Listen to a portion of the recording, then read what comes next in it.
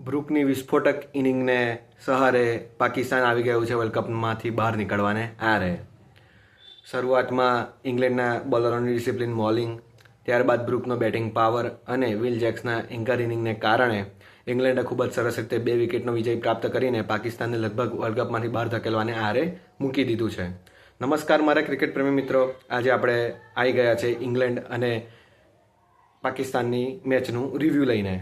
શરૂઆતથી આપણે મેચની વાત કરીએ તો પાકિસ્તાને ટોસ જીતીને બેટિંગ કરવાનું પસંદ કર્યું હતું, જે એક ડિસન્ટ નિર્ણય હતો. કાલે પણ આપણે પ્રિવ્યૂમાં વાત કરી હતી કે આ પિચ પર પહેલી ઇનિંગમાં સારો એવો સ્કોર ઊભો કરીને ટોસ જીતનારી ટીમ બેટિંગ પસંદ કરીને સ્કોરને ડિફેન્ડ કરવાનું પસંદ કરે છે, અને આપણે આની આગલી મેચમાં પણ જોયું હતું. પરંતુ પાકિસ્તાનની બેટિંગે આજે ફરી એકવાર તેને વર્લ્ડ કપમાંથી બહાર ધકેલવાને આરે લાવીને ઊભું કરી દીધું છે. પાકિસ્તાને બોલિંગ શરૂઆતમાં સારી કરી, વિકેટો પણ પ્રાપ્ત કરી, પણ ત્યારબાદ બ્રુકની એક વિસ્ફોટક ઇનિંગ અને વિલ જેક્સનું થોડું સ્ટેબિલિટીના આધારે ઇંગ્લેન્ડે આ ટાર્ગેટને થોડી હિચકિચાટથી પણ ચેસ કરી લીધું છે અને વર્લ્ડ કપની સેમીફાઇનલમાં પ્રવેશ મેળવી લીધો છે. શરૂઆતની વાત કરીએ તો ટોસ જીતીને પાકિસ્તાને બેટિંગ તો પસંદ કરી, પરંતુ તે પોતાના બેટિંગને કેપિટલાઇઝ કરી શક્યા નહીં. શરૂઆતમાં વાત કરીએ તો સયુમ અયુબે એક સરસ એવી બાઉન્ડ્રી મારી, પરંતુ ત્યારબાદ તે આર્ચરને કહીએ કે આપણે અટેક કરીએ, પરંતુ આર્ચરની ખૂબ જ સરસ બોલિંગ સામું સયમ અયુબ ના ચાલી શક્યો. ત્યારબાદ પણ સલમાન અલી આગા છે, ત્યારબાદ બીજા બધા બેટ્સમેન છે. બાબર આઝમે પણ થોડી સ્ટેડી બેટિંગ કરવાની કોશિશ કરી, પરંતુ ઇંગ્લેન્ડની ડિસિપ્લિન બોલિંગ સામું તેની સામું પાકિસ્તાનના બેટરો ટકી શક્યા નહીં. ફકર ચમનનો એક ચેન્જ લાયા આવ્યો, પણ આ ચેન્જને હવે ઘણું મોડું થઈ ચૂક્યું હતું. આ ચેન્જ આપણે ઘણા 2-3 મેચ પહેલાં જો પાકિસ્તાન લઈ શક્યું હોત તો પાકિસ્તાનને તેનો ઘણો બધો ફાયદો થઈ શક્યો હોત. હવે આપણે વાત કરીએ શરૂઆતની તો બાબર આઝમે થોડી સ્ટેડી ઇનિંગની કોશિશ કરી, પરંતુ તે ફરીવાર આઉટ થઈ ગયા છે નિમ્ન સ્કોર પર, અને પોતાને જે કિંગ કહેવાતું જે એમણે બિરુદ આપ્યું છે તે ફરી એકવાર નાકામ પુરવાર થયું છે. એટલે સો કોલ્ડ કિંગે પણ આ વર્લ્ડ કપમાં કંઈ ખાસ ઉકાળી શક્યો નથી. અને વાત કરીએ ઇંગ્લેન્ડની બોલિંગની, આદિલ રશીદ છે, વિલ જેક્સ છે, જોફ્રા આર્ચર, આ ત્રણેય ત્રિપુટીએ મળીને પાકિસ્તાનને 160 સુધી સીમિત રાખ્યા, અને તે એક ડિફેન્ડિંગ ટોટલ ન કહી શકાય, કારણ કે આ પિચ પર તમે સ્કોર કરીને ડિફેન્ડ કરી શકો છો, પરંતુ આ સ્કોર જે 8ના રન રેટથી ઇંગ્લેન્ડને ચેસ કરવાનો હતો તે ખૂબ જ સરળતાથી થઈ શકતું હતું. પરંતુ ત્યારબાદ આપણે ઇંગ્લેન્ડની પણ બેટિંગની વાત કરીએ તો ફરીથી એકવાર જોસ બટલર અને ફિલ સોલ્ટનું પુઅર ફોર્મ રન ચાલી રહ્યું છે.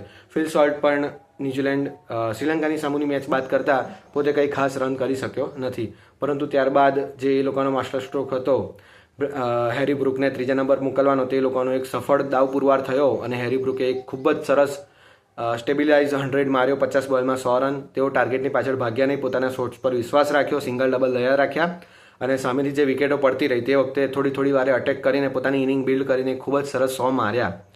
આમાં પણ ઇંગ્લેન્ડ રન ચેસમાં ફસાઈ શકતું હતું, પરંતુ 4 વિકેટ પડ્યા પછી જે વિલ જેક્સે સ્ટેબિલિટી આપી હેરી બ્રુક સાથે, તે લોકોનું રન રેટ ખૂબ જ સારું હતું, કારણ કે હેરી બ્રુકે સમયે પોતે અટેકિંગ શોટ મારે રાખ્યા અને રન રેટને અંડર કંટ્રોલ રાખ્યું. રન રેટ જે રિક્વાયર હતું તેનાથી તે લોકો આગળ ચાલતા રહ્યા. ભલે એ લોકોની 4 વિકેટ પડી ગઈ હતી, તેમ છતાં પણ હેરી બ્રુકે રિસ્ક ફ્રી ક્રિકેટ રમીને પોતાના શોટ્સ પર ભરોસો કરીને પોતે 100 મારી શક્યા, અને વિલ જેક્સની સ્ટેબિલિટીને સહારે છેલ્લે થોડોક હિચક થઈ જ્યારે 5 રન જોઈતા હતા અને 3 જ વિકેટ બાકી હતી, અને ત્યારે પણ એવોર્ટને સ્ટેપ આઉટ કરીને એક વિનિંગ શોટ, ગ્લેમર શોટ મારવાનો ટ્રાય કર્યો, અને ત્યારે તેઓ પણ સ્ટમ્પ આઉટ થઈ ગયા. અને ત્યારબાદ 4 રન જોઈતા હતા છેલ્લી ઓવરમાં, 3 રન જોઈતા હતા ત્યારે પણ મિર્ઝાને બોલિંગ આપી. તેની જગ્યાએ જો કોઈ સ્પિનર બાકી રહ્યો હોત, તેને ઓવર આપી હોત તો કઈ મેચ હજી રોમાંચક બની શકી હોત. અને આ સાથે આપણને કહીએ કે એક હેરી બ્રુક કે જે યંગ કેપ્ટન છે, તેને પોતાની કેપ્ટન્સીની સારી એવી સ્કિલ બતાડી, પરંતુ સામે સલમાન અલી આગાએ પોતે જે કેપ્ટનની પદવી તેને બોર્ડે આપેલી છે તેનું કંઈ ખાસ પ્રદર્શન કરી શક્યો નથી. આપણે કહીએ કે ઉસ્માન તારિકને બોલિંગમાં ખૂબ જ મોડો લાવવું તે લોકોને મોંઘું પડી શક્યું છે. શરૂઆતમાં જ્યારે ઇંગ્લેન્ડની 2 કે 3 વિકેટો પડી ગઈ હતી ત્યારે જ તરત જ નવા બેટ્સમેન સામું હેરી બ્રુક સામું ઉસ્માન તારિકને જો સલમાન અલી આગા ઇન્ટ્રોડ્યુસ કર્યો હોત, ત્યારબાદ પણ સદાબ ખાન સાથે સ્પેલ ચાલુ રખાયો હોત, તો ઇંગ્લેન્ડની ટીમ મુશ્કેલીમાં મુકાઈ શકતી હતી.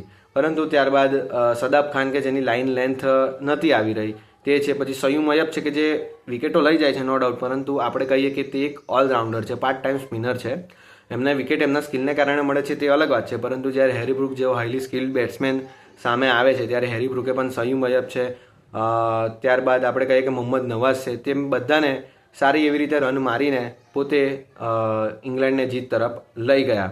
અને આપણે કહીએ ને કે ઇંગ્લેન્ડની ટીમનું એક ઓલરાઉન્ડ પરફોર્મન્સ તો ના કહી શકાય, પરંતુ ડિસિપ્લિન બોલિંગ અને હેરી બ્રુકના બેટિંગને સહારે ઇંગ્લેન્ડ હવે સેમીફાઇનલમાં પ્રવેશી ચૂક્યું છે અને પાકિસ્તાનને હવે એલિમિનેશનના આરે ધકેલી દીધું છે. હવે પાકિસ્તાનના ક્વોલિફિકેશન સિનારીઓ છે, પરંતુ તે બીજી ટીમ પર નિર્ભર થઈ ગયા છે. જો શ્રીલંકા તેની બાકી રહેલી બંને મેચો જીતી જાય છે તો તે પોતે ડાયરેક્ટ ક્વોલિફાય થઈ શકે છે. આ ઉપરાંત ન્યૂઝીલેન્ડ પણ પોતાની બાકી રહેલી 2 મેચો જીતી જાય તો પણ તે પણ ડાયરેક્ટ ક્વોલિફાય થઈ શકે છે. આજે પાકિસ્તાનને તેની શ્રીલંકા સામુની જે છેલ્લી રમત છે તે મસ્ટ વિન ગેમ થઈ ગઈ છે. આ ઉપરાંત ન્યૂઝીલેન્ડ અને શ્રીલંકા એ બંને ટીમો પોતાની 2માંથી 1 મેચ તો હારવી જ જોઈએ એવા પાકિસ્તાનના હવે સમીકરણો થઈ ગયા છે, જે આપણને લગભગ અશક્ય લાગે છે. એટલા માટે હવે પાકિસ્તાનનું વર્લ્ડ કપનું કેમ્પેન અહીંયા પૂરું થઈ ગયેલું આપણને જણાય છે. આ મેચ આપણે વાત કરી ગઈ મેચની ઇંગ્લેન્ડ વર્સિસ પાકિસ્તાનની. હવે આપણે આજની મેચનું પણ પ્રિવ્યૂ જોઈશું. આજની મેચ છે ન્યૂઝીલેન્ડ વર્સિસ શ્રીલંકા. શ્રીલંકા ખૂબ જ સારા એવા ગ્રુપ સ્ટેજના પરફોર્મન્સને સહારે સુપર 8માં પ્રવેશ્યું છે અને તેની સામું ન્યૂઝીલેન્ડ પણ સાઉથ આફ્રિકા સામેનો પરાજય બાદ કરતા સારા એવા પરફોર્મન્સ સાથે સુપર 8માં પ્રવેશ્યું હતું. આ તરફ શ્રીલંકા પણ ઝિમ્બાબ્વે સામું હાર્યું હતું, પરંતુ તે પોતાનું સુપર 8નું ક્વોલિફિકેશન નક્કી કરી ચૂક્યું હતું. ત્યારબાદ તેઓ ઝિમ્બાબ્વે સામું થોડી નબળી રમતના સહારે હારી ગયા હતા. એટલે આજે પણ આપણે જો મેચની વાત કરીએ તો ઘણા બધા મેચઅપ્સ છે.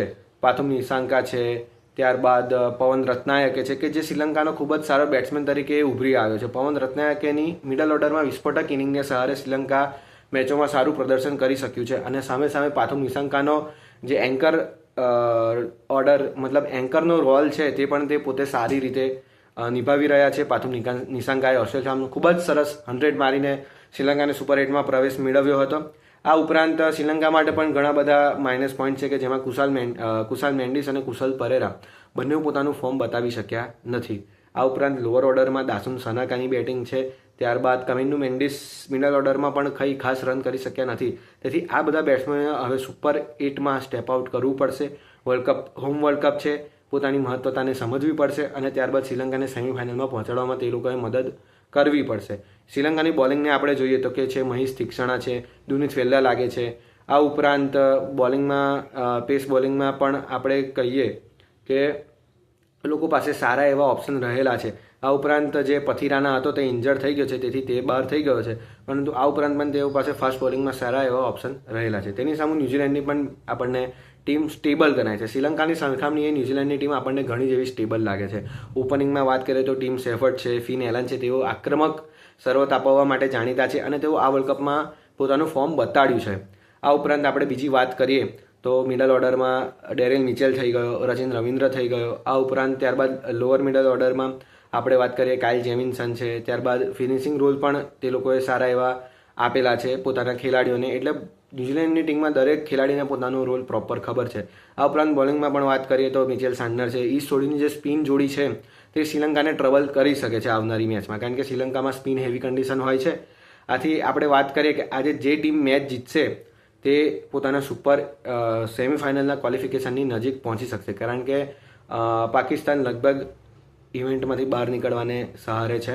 તેથી આપણે કહીએ કે જો શ્રીલંકા પોતાની સ્કિલને બેકઅપ કરશે, ટીમને બેકઅપ કરશે તો તેઓ ન્યૂઝીલેન્ડ સામે જીત મેળવી શકે છે. પરંતુ આજે આપણે કહીએ ને કે એક પ્રેડિક્શન કરવું જ છે તો આજની મેચમાં ન્યૂઝીલેન્ડનું પલટું ભારે લાગે છે અને આજે ન્યૂઝીલેન્ડ જીતી શકે તેમ છે. એટલે આપણે આજની મેચનું પ્રિવ્યૂ પણ જોયું છે. હવે આપણે આજે સાંજે એક સરસ મુકાબલાની આશા છે, તે આપણે બધા સૌ જોઈશું. તેની સાથે જ આજનો આપણો આ વિડીયો પૂરો કર્યો છે. વિડીયો ગમ્યો હોય તો લાઇક કરજો, કોમેન્ટ કરજો, શેર કરજો અને ચેનલને સબસ્ક્રાઇબ કરજો. ત્યાં સુધી સાઇન ઓફ.